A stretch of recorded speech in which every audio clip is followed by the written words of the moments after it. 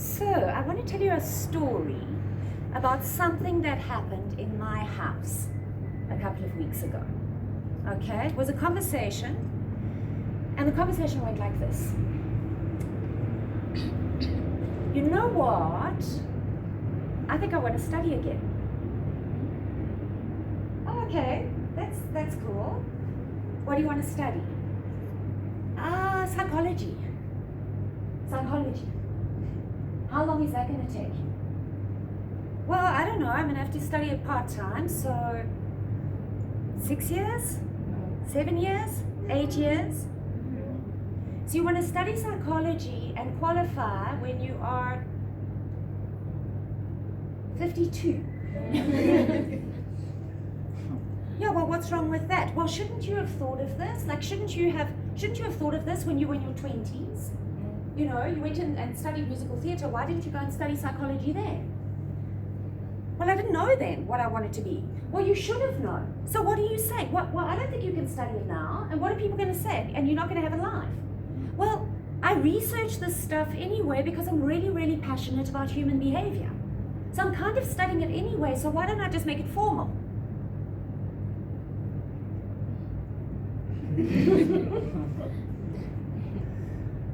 What do you think? What do you think of that conversation?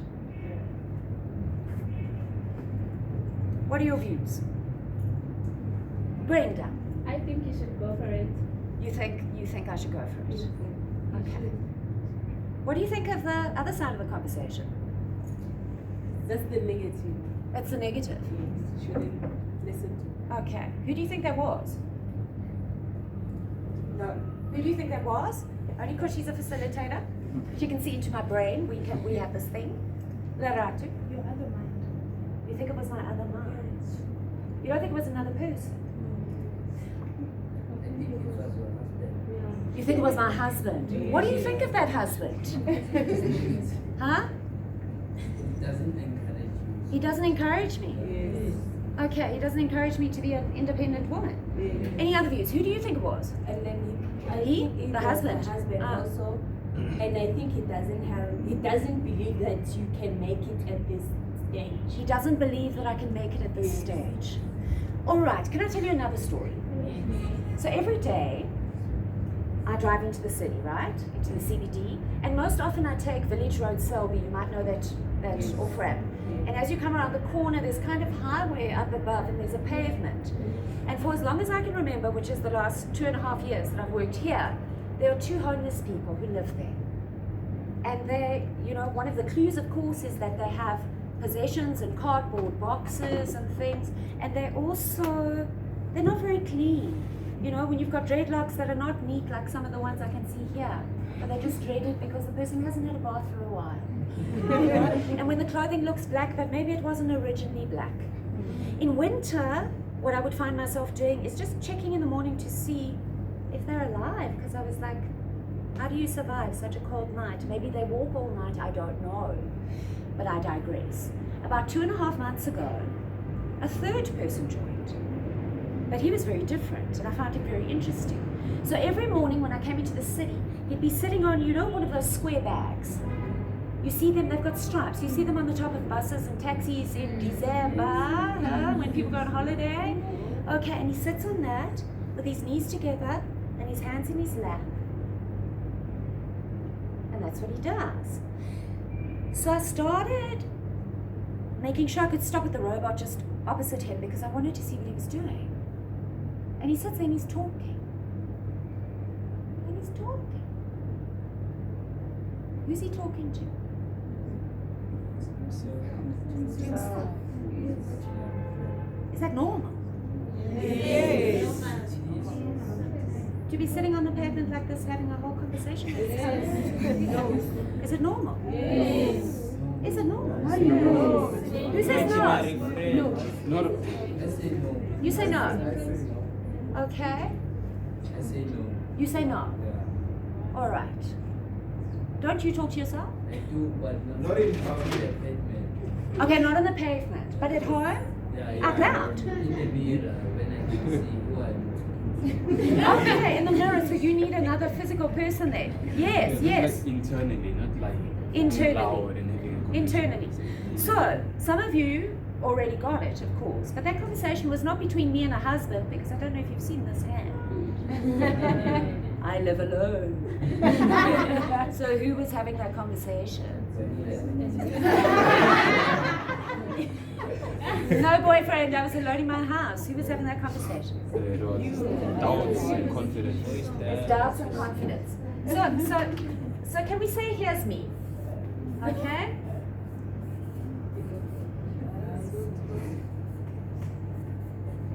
And then there were these two sides. So there was the one who wanted me, who wanted to study. Can we give her a name? Your name or anything? How do you identify her? Huh? No, let's go. What? Confidence. Can we call her Confidence? Yes. So her name is Confidence. Tell me a bit about her. What is she like?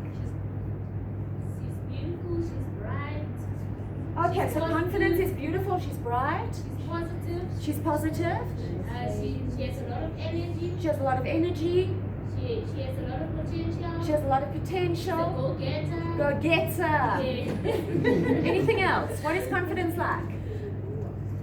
How do you think Confidence would dress?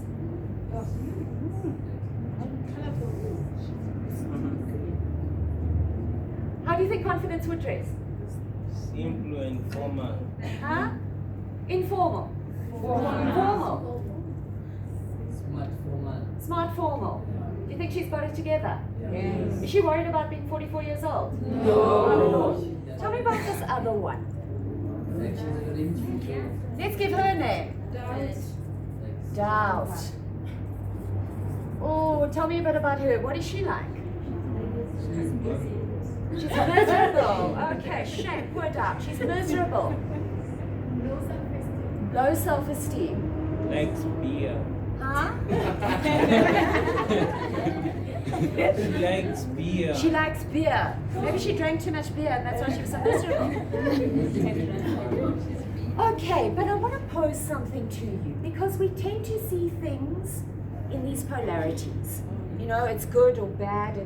And life teaches us, I think, when we've got a bit of experience. You've all got experience, you're adults. Sometimes they're in betweens.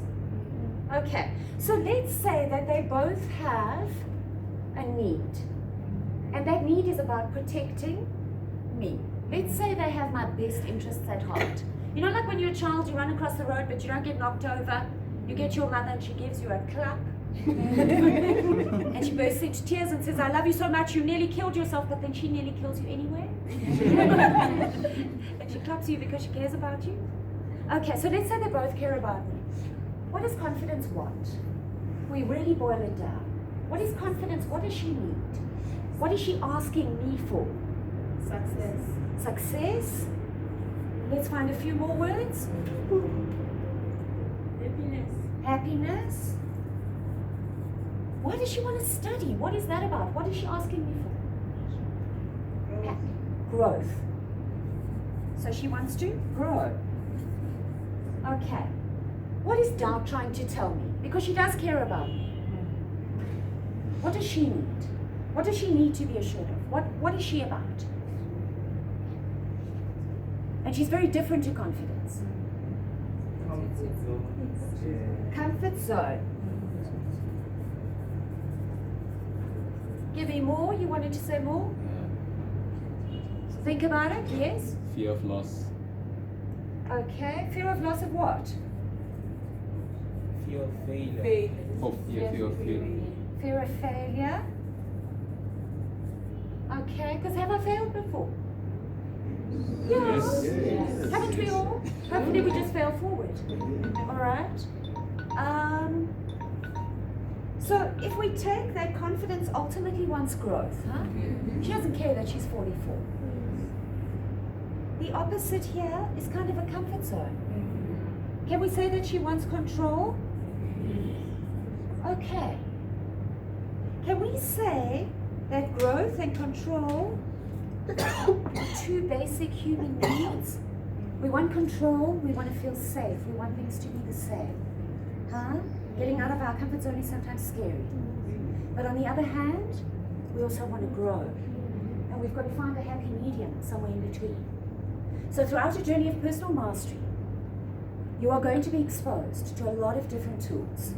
These are just two of the needs that we will explore.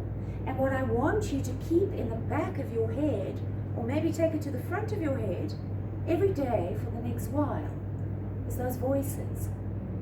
And to know that none of those voices are really you. But they have come to you with gifts, and they've come to you with fears. And if you listen a little, you might discover some very interesting things about yourself.